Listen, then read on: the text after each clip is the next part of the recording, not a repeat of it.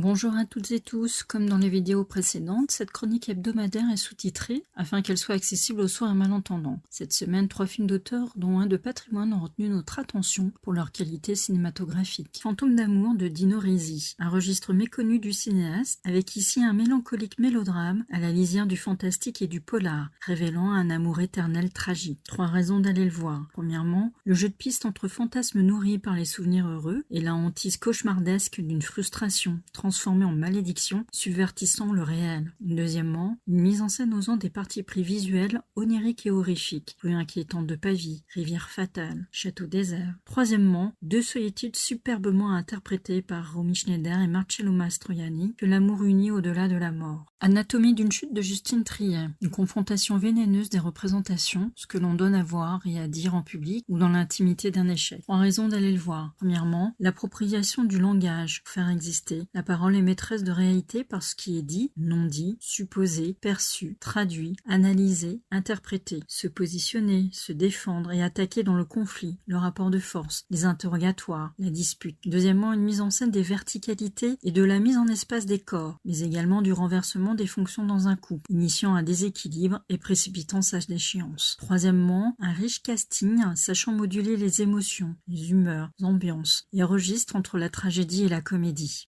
Vera de Tizzakovi et Rainer Friemel, un docu-fiction poignant dressant le portrait d'une star finissante et de son entourage. 3 raisons d'aller le voir. Premièrement, la corporéité et la corporalité comme des prisons, mais aussi des chemins de vie édifiants. Une bimbo vieillissante, enfermée par son apparence, la carte de visite bodybuildée envahissante d'un amant gigolo, la tragédie tatouée sur le corps d'un petit arnaqueur. Deuxièmement, la frontière ténue entre fiction et réalité. Certains personnages sont réels et certains événements le sont aussi, mais la dramaturgie fictionnalisée nous fait emprunter d'inattendus chemins de traverse. Troisièmement, des femmes voulant exister par elles-mêmes et ne plus être la fille d'eux. Vera face à Giuliano Gemma ou Asia face à Dario Argento. Merci de nous avoir écoutés ou lus. Nous souhaitons que cela vous donne envie de voir en particulier ces films en salle à réessai. À la semaine prochaine pour de nouvelles chroniques.